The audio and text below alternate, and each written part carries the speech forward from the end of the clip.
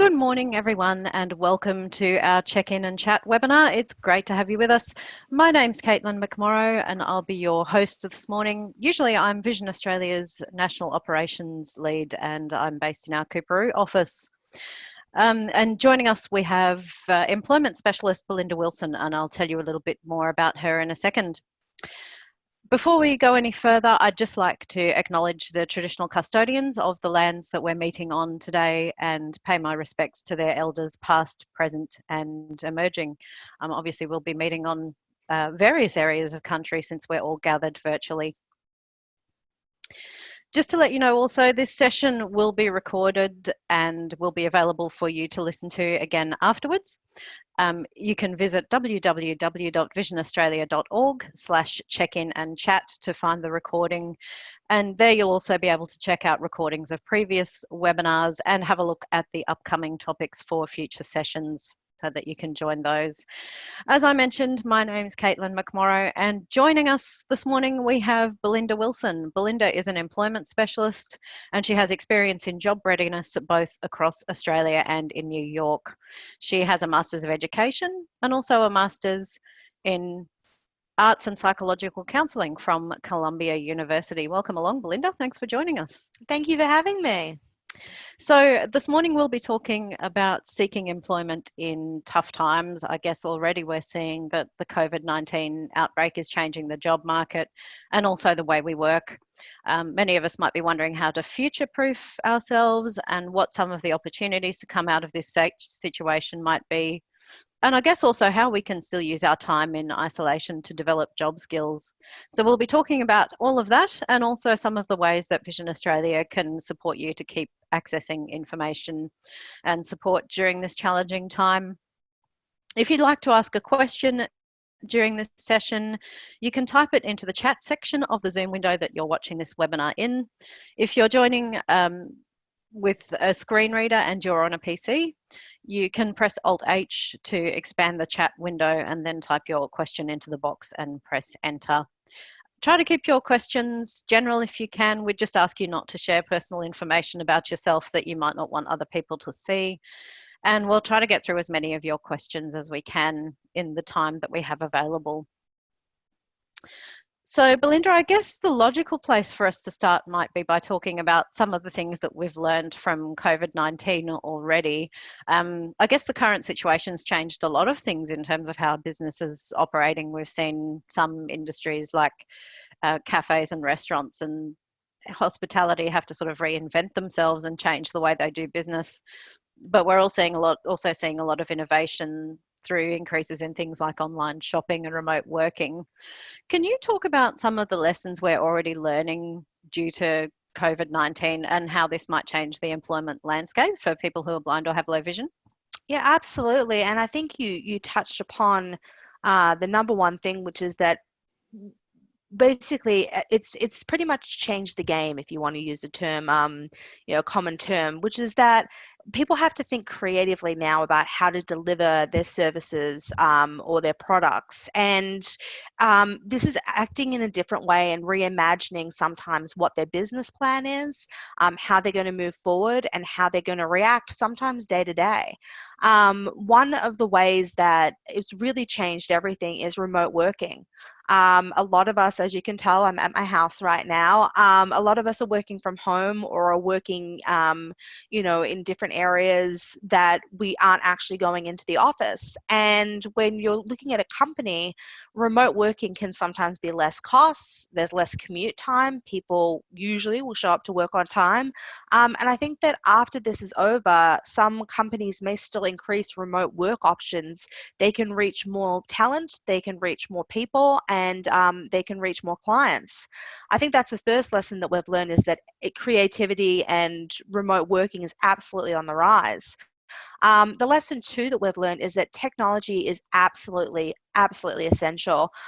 We've had a rise of things like Microsoft Teams, Zoom, emails, and forums like this. Check-in and chat is a completely new thing that Vision Australia created in response to the COVID-19 pandemic.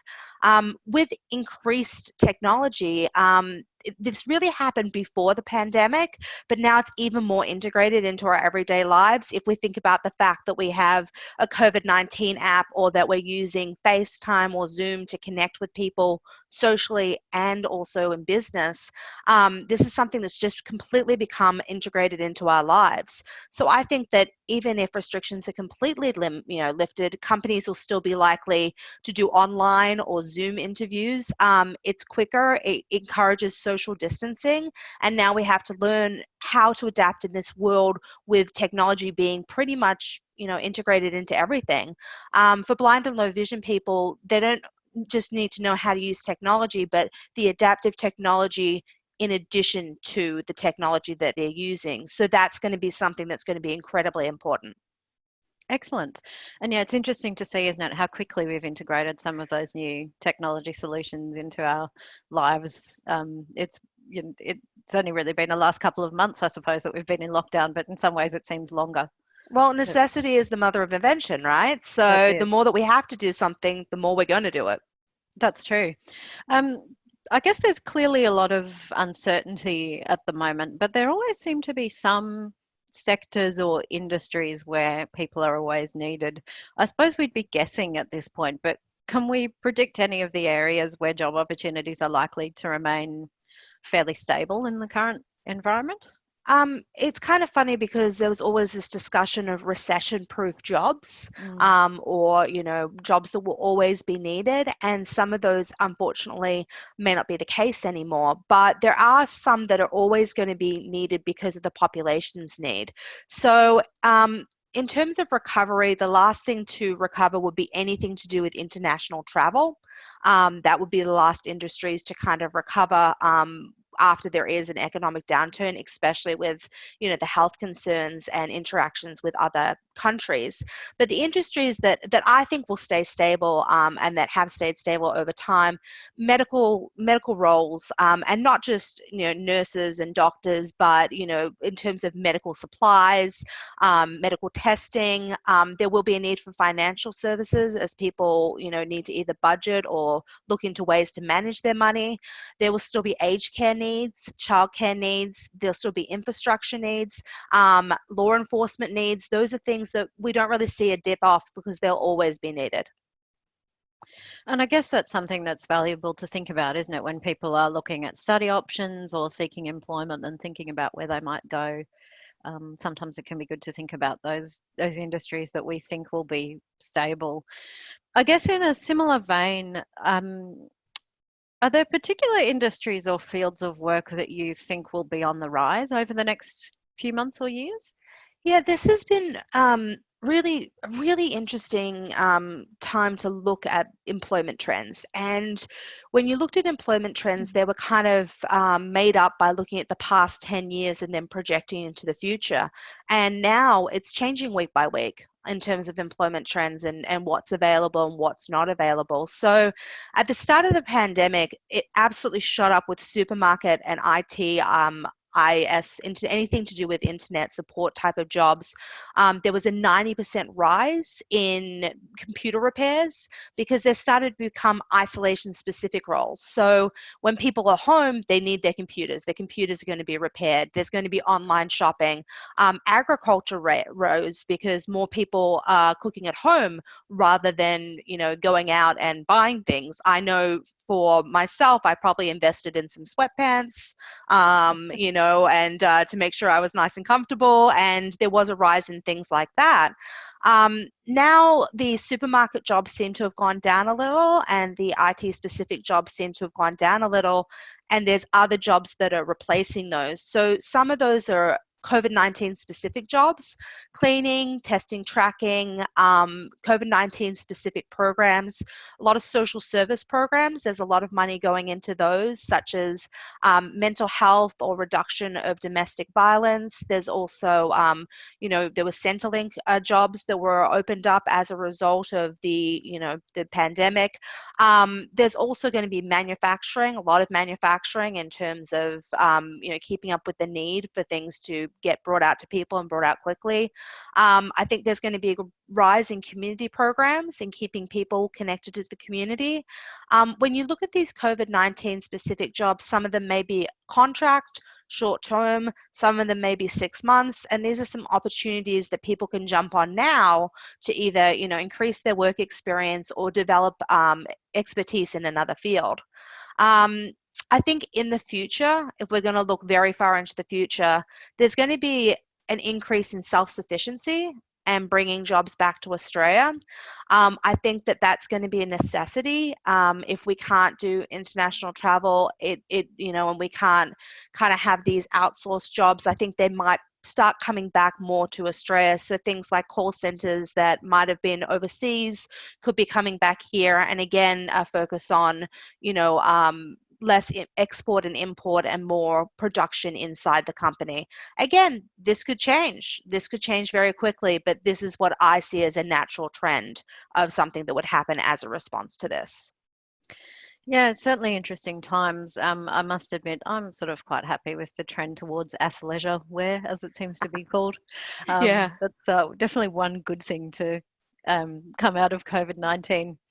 If you've just joined us, thanks for dialing into our check-in and chat webinar. This morning, we're talking about seeking employment in tough times, and we're joined by Vision Australia Employment Specialist Belinda Wilson.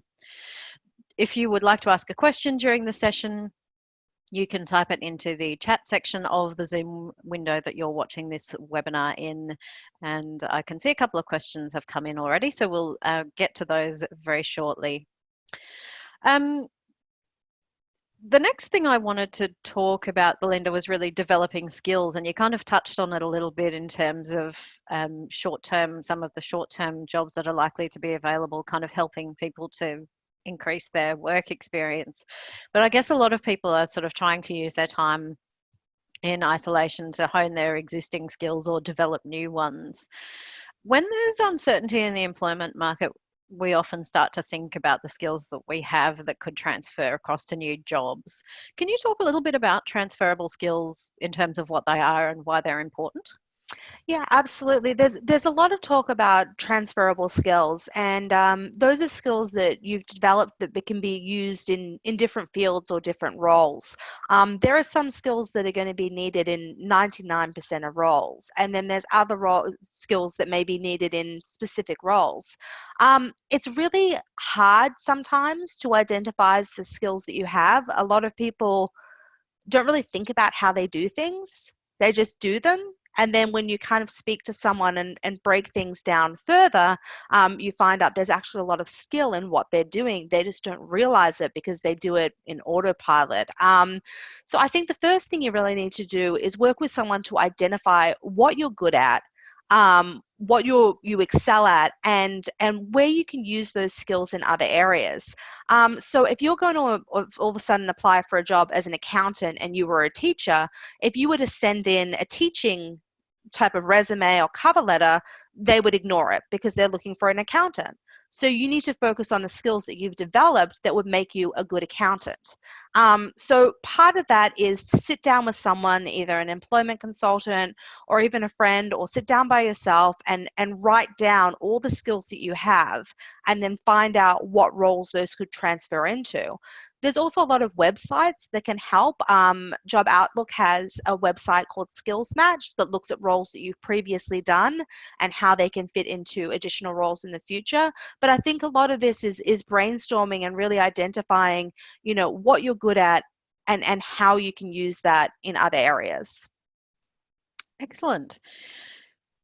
And you've obviously got a lot of experience in job readiness and things like that. So in your experience, what are the key skills or attributes that help people to be successful in finding a job? Yeah, I think this is an unprecedented time in that we have a pandemic that no one anticipated. But in other ways, this has happened before. We've had economic downturns. We've had in the 80s and 90s the global financial crisis that hit. We've had times like this before. And when you look through history and you look at people and how they react, the number one skill is adaptability. People who try to do either the same thing or do something in the same way are going to find trouble. So if, for example, if you refuse to do a Zoom meeting, I said, nope, I'm not going to do a Zoom meeting. I'm only going to present to people. I'm probably going to be out of a job pretty soon. So it's about being adaptable and about finding new ways to do things. So a lot of people are going to find that the job's either going to be slow to recover or may never recover. So this is the time where you have to think about, how can I be adaptable? How can I work in a different way? What can I work in? What areas can I work in? What skills do I have? It's about, again, identifying those transferable skills. And I think it's best to have many options. I think that if you sit down and say, I only want to do this one particular role with this one particular company, you're narrowing yourself down a bit, and you want to kind of look at what roles can you do in different areas. And if you have a dream and that's what you want to go for, that's great. But there's also importance in gaining work experience and sometimes, just getting a job. So I think that that's incredibly important, to be adaptable, number one. In terms of skills that pretty much every single employer is going to look for, technology skills, communication, problem solving skills, time management and organizational skills, and the ability to work in a team. Even if we're not working face to face in a team, we still need to coordinate with others and make sure that we're being very clear about what is expected of us and what we expect of others. So I think those are the skills that are always going to be needed. Excellent. And yeah, I think that's a really good, yeah, I guess a general overview of some of the skills that we might want to work on, which kind of leads me on to the next question.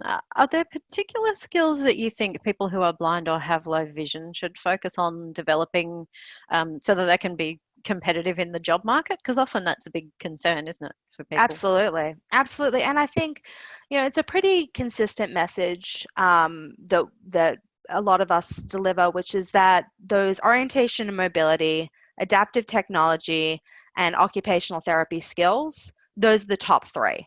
You want to make sure that you have, to the best of your ability, really strong skills in those three areas.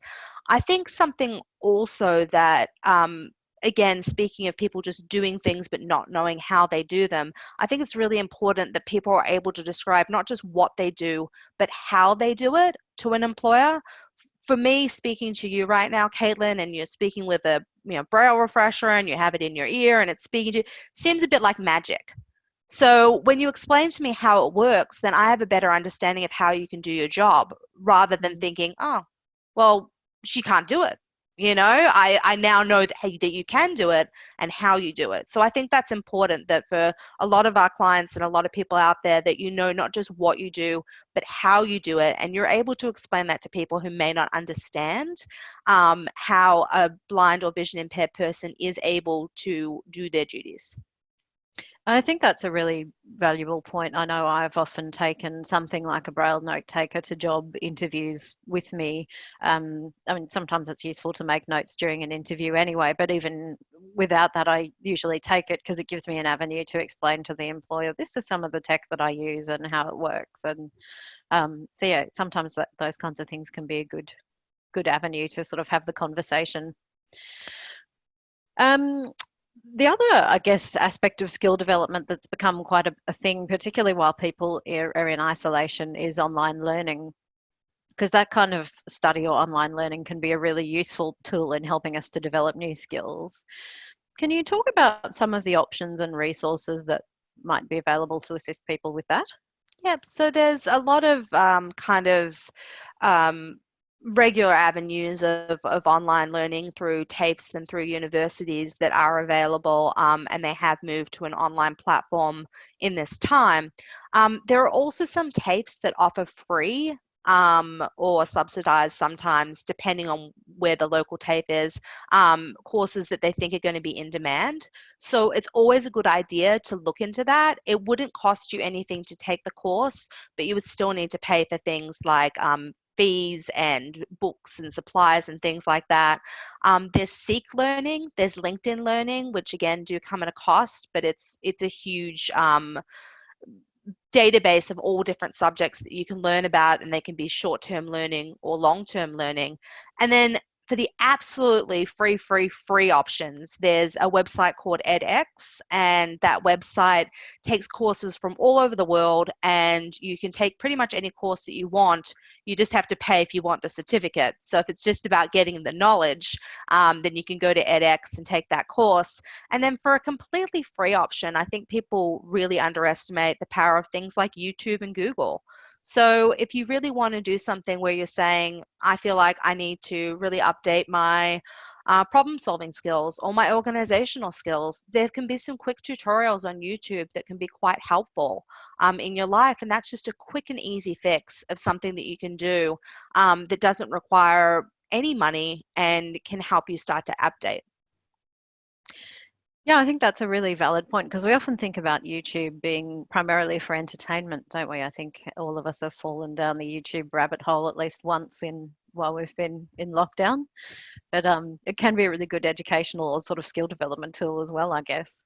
Yeah, absolutely. I mean, you can look up YouTube tutorials on how to do Excel spreadsheets, on how to do Word, on how to do Outlook calendars. I mean, the amount of information that's out there and that's available to everyone is absolutely huge. Excellent. We might pause for a bit then, Belinda, and take a couple of the questions that have come in. Just a reminder to everybody, if you would like to ask a question during this session, you can type it into the chat section of the Zoom window that you're watching this webinar in. If you're a screen reader user and you're logged in on a PC, you can press Alt-H to get to the chat window and then type your question into the box and press Enter. We've had a question come in from Anita, who's interested in the types of jobs and study options that might be available for someone whose vision is sort of changing and decreasing a bit. Anita's always worked in admin, but she's not quite sure what might be available going forward. Any thoughts on that, Belinda?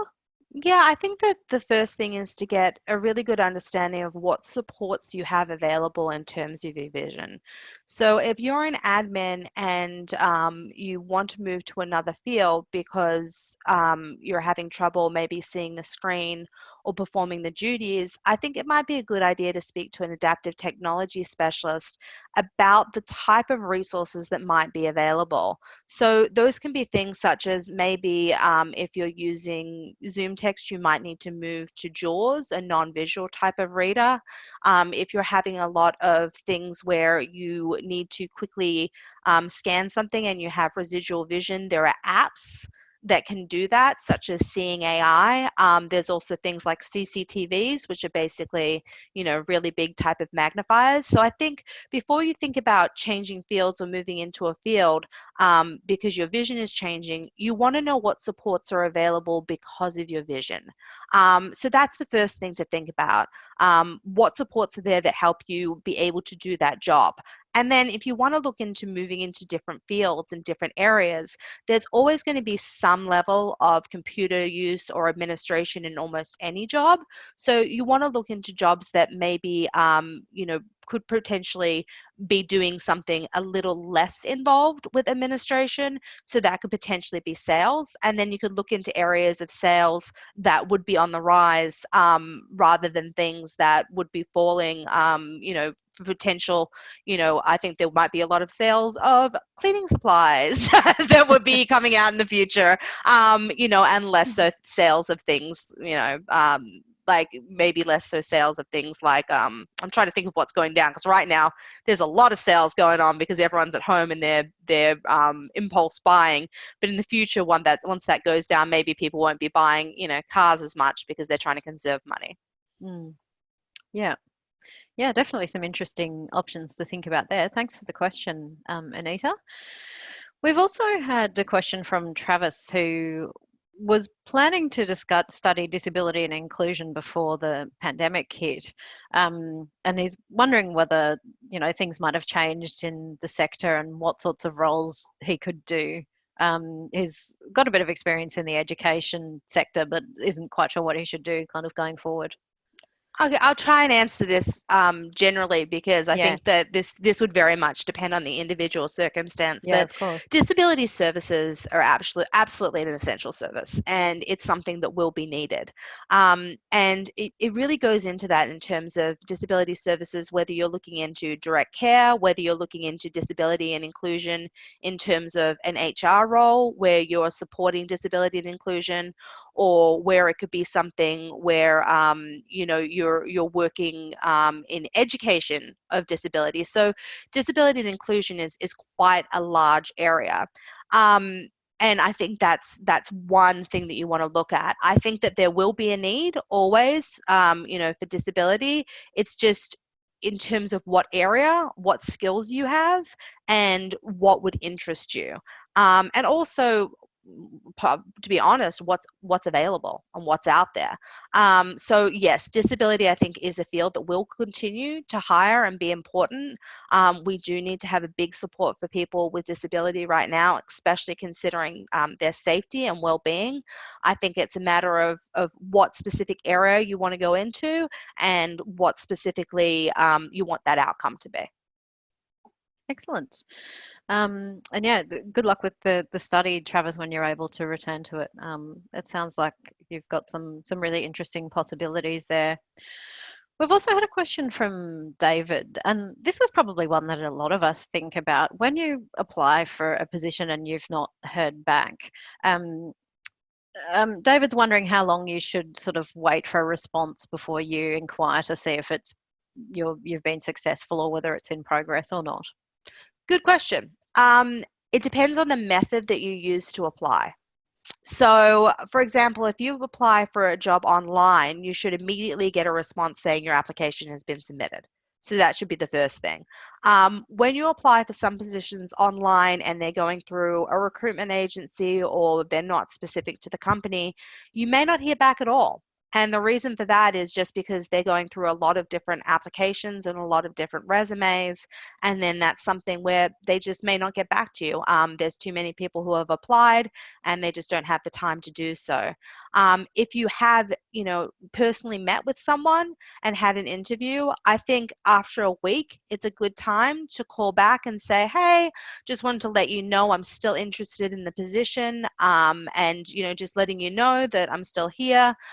Of course, if they've told you you will hear back in 4 weeks, don't call back in a week. But if they haven't told you when you'll hear back, I think a week is a good time to call up and just reiterate your interest in the job and say, hey, I'm still really in the running, really interested. Or you could even use that time to say, I really enjoyed our conversation about X, Y, and Z, and to reiterate those points that you've brought up during the interview about why you would be a great candidate.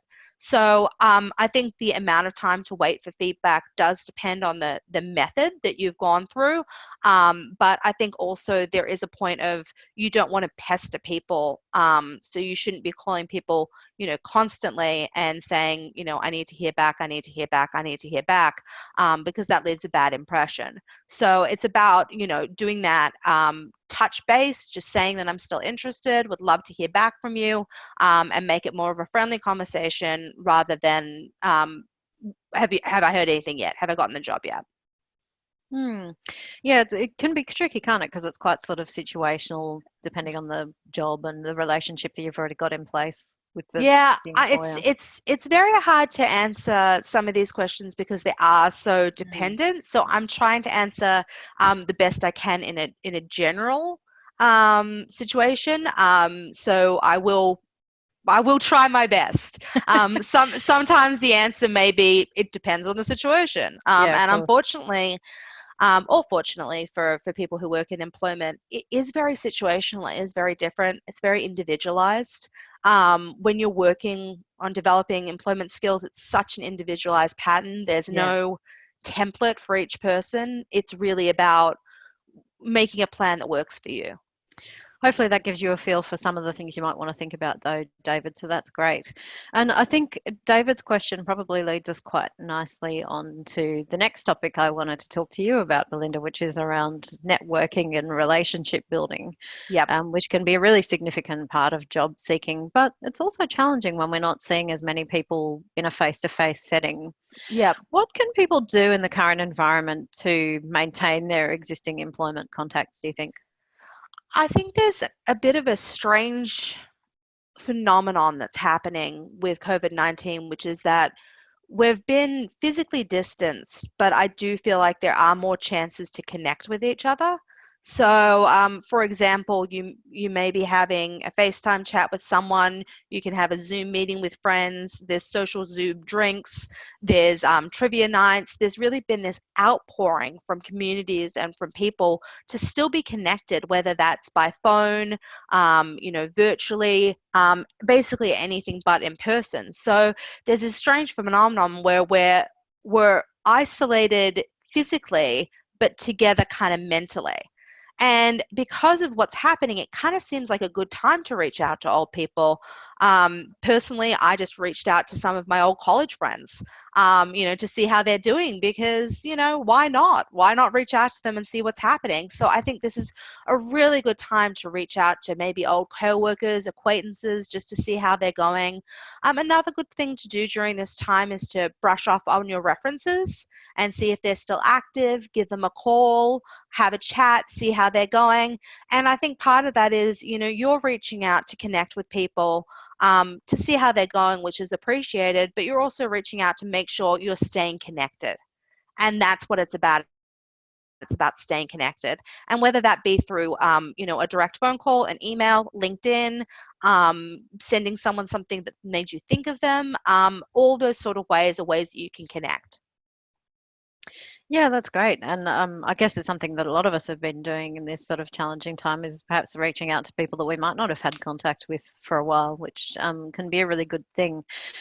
What about people that we don't necessarily know or who aren't necessarily part of our current network? Do you think it's still possible for people to develop their employment networks at the moment, even when they're not meeting face to face? Absolutely. I think this is a really good time to plant seeds that can develop into relationships. So those can be things such as if you research a company and you reach out to someone, you can start developing those relationships with that person. I think you want to be very careful of the context right now. So if you're reaching out to someone whose company has just had to let a lot of people go, it's not a good time to call up and say, hey, what work experience or job opportunities do you have? But it might be a good time to call up and say, I'm really interested in the future in working with your company. And what type of skills do you look for in an employee? Or it might be a good time to call up and say, I actually always wanted to work as, a physical therapist. And what sort of qualifications do you look for in a physical therapist? And in your company, what's the most important thing that you consider when you hire someone? So those are the type of connections that you can make now, some of those more informal connections that you can develop. So when, industries do open up, you kind of already have those connections. Some people will be hiring right now. And I think it's, if you can do that, you can talk to them and say, look, I'd love to work for your company. I see that you're hiring for this position. I'd love to learn more about it. I think that's absolutely fine to do. I think just be aware of the context and be aware of what's happening. Hmm. So again, it's quite situational. It sounds like people might want to do a bit of research and things like that if they're thinking about calling a company to see where it's currently at. Yeah, Is I that a mean, fair? it's just about being respectful Mm. of the climate right now, and also making sure that you're not setting yourself up for a distressing phone call. So you want to make sure that you're setting yourself up for success and for a connection. And that's the thing. Networking is about connecting and making sure that you're connecting with different people. The second part of networking that is the harder part is not just having people know that you're looking for work, but what you can do. And Mm. that's why it's so important, because if 20 people know that you're looking for work, they can say, well, I really want to help you out, but what can you do?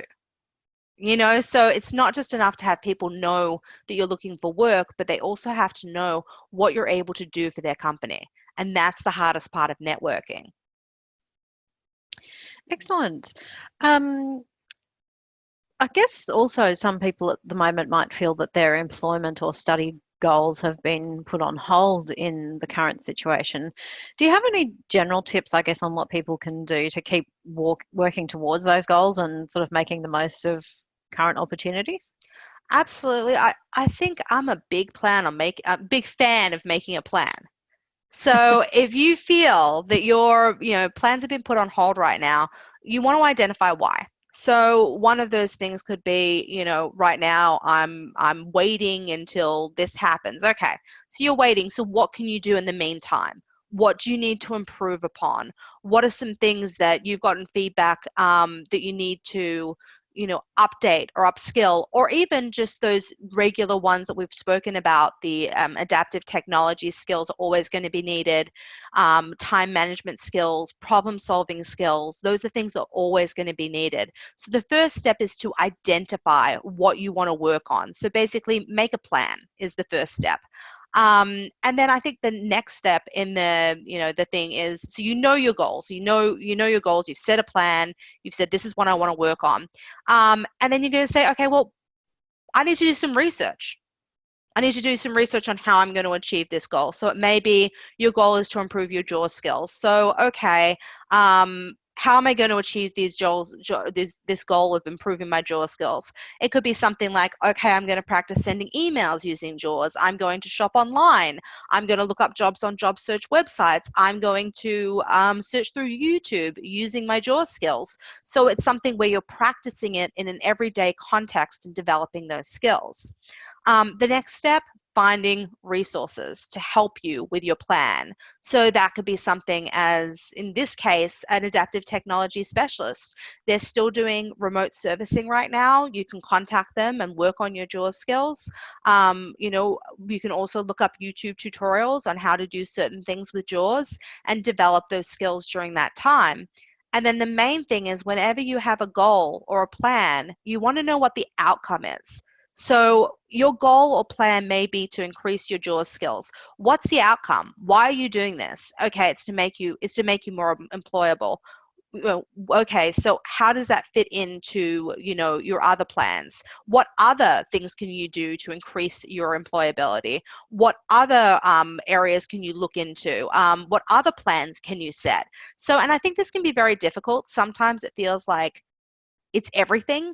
It's everything out there. So you need to sit down and set achievable goals. So when people say, my goal is to get a job, we need to break that down. How are we going to get a job? What's the action plan of what we're going to do? What are the steps that we're going to take? And that's what it's about. It's about breaking down these big goals into smaller, achievable steps that have an outcome. Excellent. Definitely some good advice there. And you've already touched on this a little bit because you were talking about assistive technology services, but can you talk about some of the ways that Vision Australia is continuing to help people stay connected and work towards their employment goals in this time of social distancing? Yeah, absolutely. So if anyone is in disability employment services or DES, we've moved to a remote setting. So we used to have face-to-face appointments, and right now we're moving to a remote setting with people. But in addition to that, we're holding, most areas are holding weekly job clubs, which are held by Zoom about different topics. I think last week's topic was about recruitment agencies, and this week's topic is about mindfulness and reducing anxiety before interviews and work. So these topics are picked out by the clients, what they want to speak about. We've spoken about disability disclosure. There's so many different topics that we speak about in these job clubs. And the reason why I really like doing job clubs and working with them is because I feel that sometimes we learn something that we hadn't learnt before, and that's from communicating with each other and learning how people do things differently. There's not always one right answer. There could be 7 or 8 right answers about how people do things. A particular topic where that comes in is disability disclosure. That's a very personal thing, and it can be done in bunch of different ways, and it's what's comfortable for the person and what works. And that's it's something that we discuss. In addition to that, depending on what your goal is, there are different ways that Vision Australia can support you. So we are offering, remote servicing for adaptive technology specialists to help you work on that. You can speak to an occupational therapist about potentially organizing your house or organizing your wardrobe, organizing your daily living, basically, time management, those sort of things. There's telelink groups where you can speak to people about different subjects, practice your communication skills, practice socializing with others. There's check-in and chats. Sorry, I called it click-in and chats, but you click, I guess. So, but check-in and fair, chats, yeah. yeah. So you can learn about different subjects with that. And I think part of it is just really identifying what you want to work on and then finding the resources within Vision Australia to work on them. I'm very proud of what Vision Australia has done in terms of providing just extra services, reaching out to the community and making sure that everyone is staying connected in this time. And I think they've done a phenomenal job. Excellent. We might spend a bit more time then going through some of the audience questions that have come in while we've been chatting. And just a reminder that if you'd like to ask a question, you've still got a few minutes to do so. You can type it into the chat section of the Zoom window that you're watching this webinar in.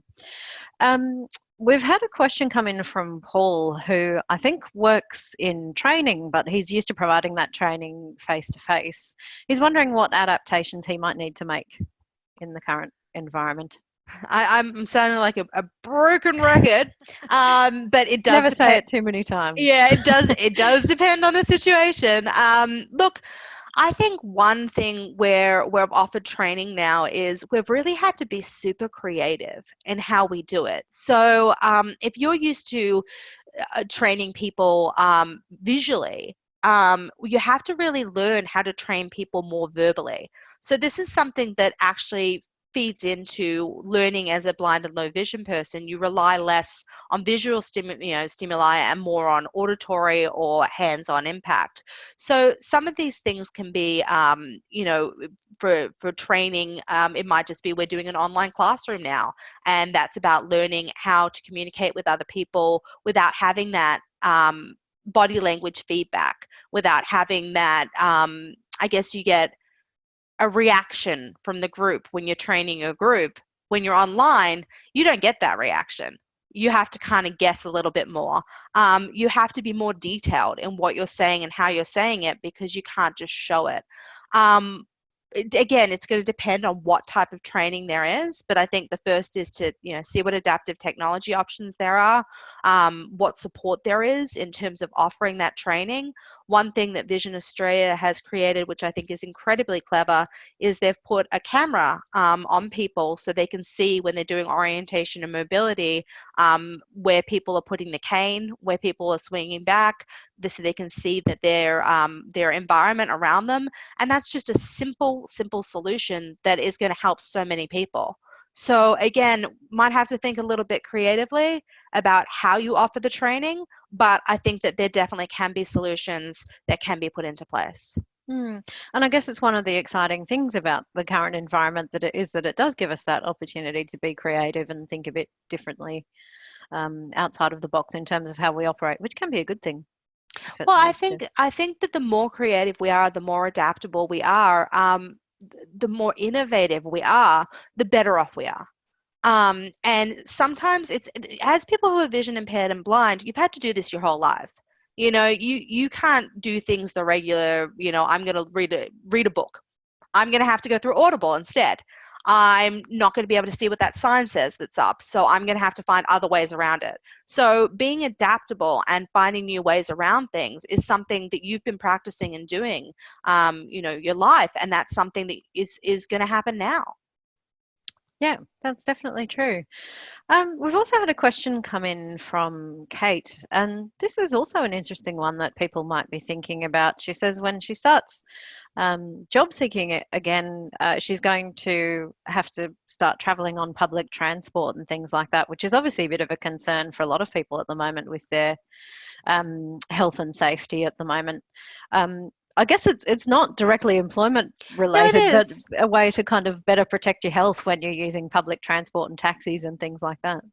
Yeah, I think this is something that is a hard decision, and it's a personal decision as well in terms of using public transport. Um, there are some, safety standards that are being put into place, which is, done by governments and things like that about cleaning. I think there might be a situation where, wearing masks and making sure you're continually sanitizing your hands, just those general, health rules go into place. I think there's also, the issue of how you can safely get to and from, to and from your office, and how that's going to happen. That might be a plan that you have to develop with with your supervisor about how you can safely return to the office. It's going to depend on where you live and how you get there. It might be a chance where you have to look into alternate means of travel. If this is something that really concerns you, it might be something where, for a little while, it might be good to potentially use, if you have money in your NDIS plan, for a support worker to travel, to and from work. Or it might be something where, you may be able to still continue to work remotely. I think that, I'm in that situation too, where I'm going to have to go back into using public transport, and I'm going to have to go back, and I feel like I'm just going to try and sanitize and keep as safe as I can. As long as the transmission numbers are still low, I think that it can be a fairly safe place. This might have to be a wait and see situation. Yeah, and I suppose that's the thing, isn't it? Partly it's about monitoring how the situation's going and maybe sort of having a couple of backup plans in place for what you might do if things change and thinking ahead a bit about that. Yeah, I mean, I think that your responsibility is to yourself first and to your Mm. health first. I think that's always going to be your responsibility. But again, it's going to be so situational. If you look at the numbers now and the restrictions and how they've been lifted, I'm not saying go out and party with 100 people, but there is a bit more leniency that we have. If the numbers start to slide and we start to have more cases, again, we're going to have to be more careful. Yeah, excellent. We've had another question come in from Benita, who is wondering if you could tell us a little bit more about edX and how that works. She said she knows in the UK there's like a university of the third age, which can help people to re-educate. I think we have that here too, don't Yep. we? Yep. So edX is just something I really like. So it's not, look, it's not necessarily going to be for everyone, but it's a group of different universities all around the world, and that can be something from Harvard, Swinburne, different countries, and they all just put their courses up for free. Now, these courses can be everything from a short course on interpersonal skills to learning about archaeology in the 17th century. They're so varied and they're so all over the place, that there's pretty much something for everyone. With edX, it's something where you can go on, have a scroll, look through, see what's there that's interesting for you, and what you can potentially enroll in that might be helpful or might just be interesting. Because part of studying isn't just the content, but it's how you are going to learn, how you're going to critically think, how you're going to manage your time. So sometimes taking a course by itself is preparing you for work. Yeah, I guess that's true. And on a similar note, we've had another question come in around what are some good online resources to upskill in ways that count? And I think by that we mean, are there ways to access kind of nationally accredited training that's Yep. sort of not too costly?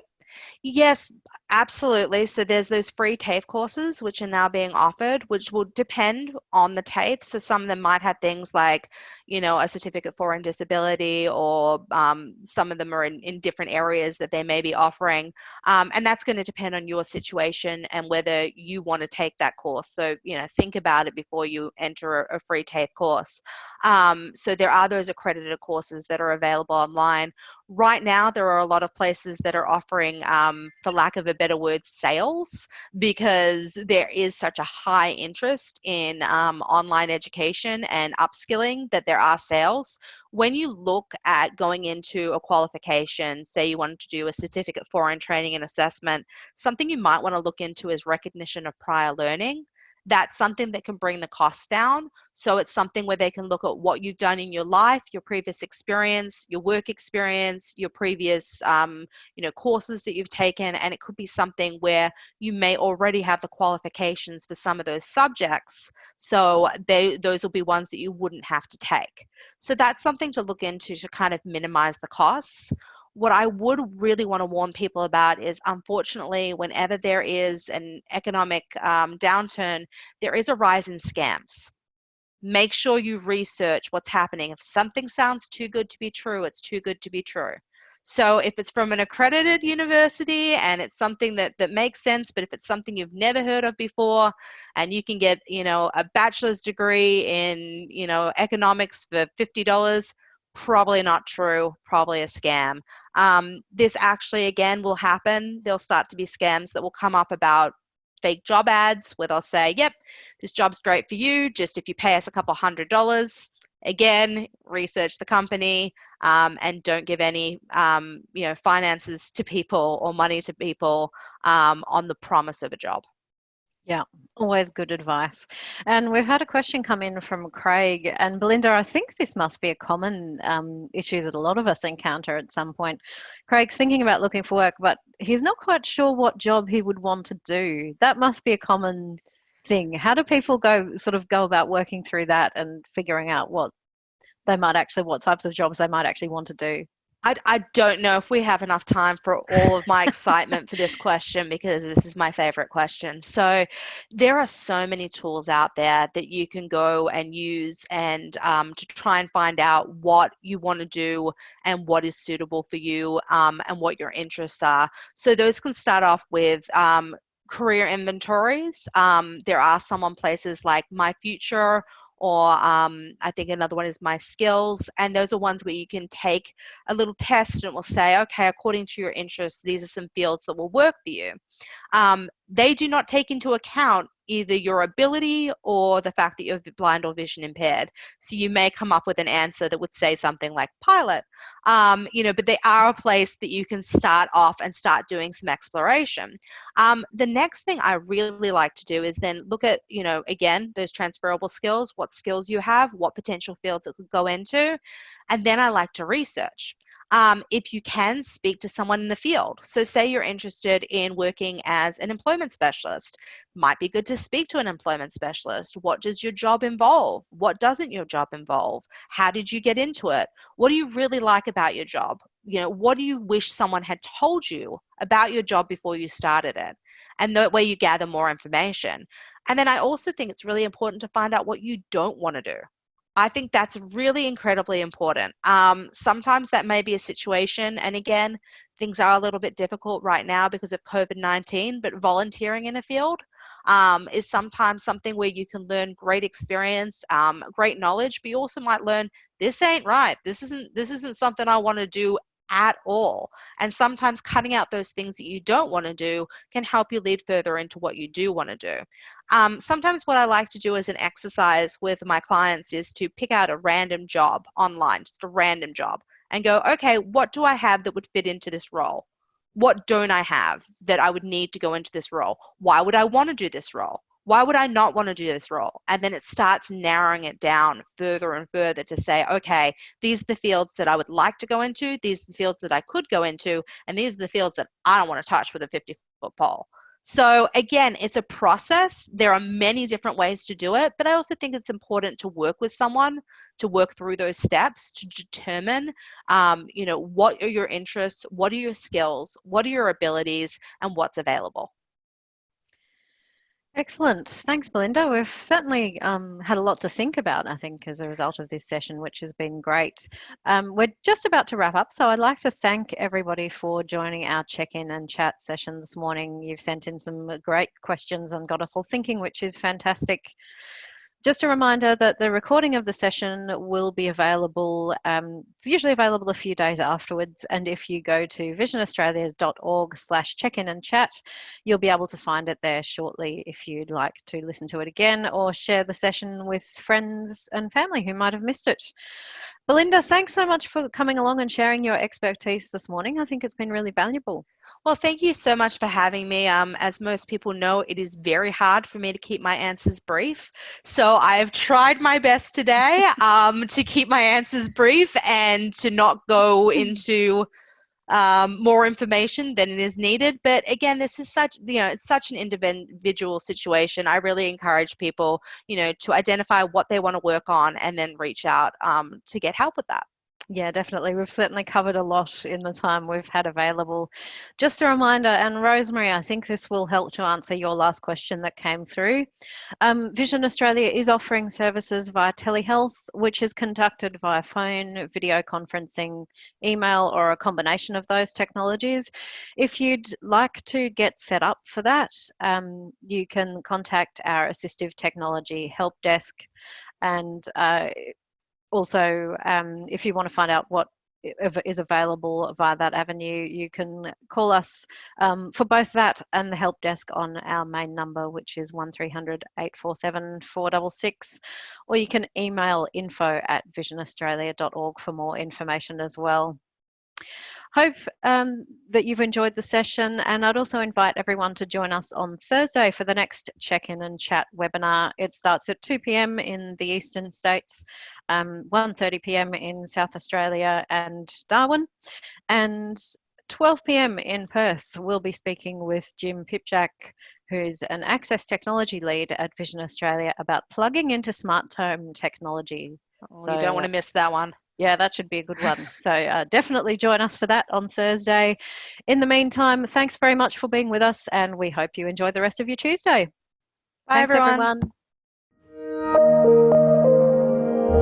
Vision Australia. Blindness, low vision, Opportunity. Vision Australia logo. 3 navy blue ovals linked together diagonally within a bright yellow rectangle.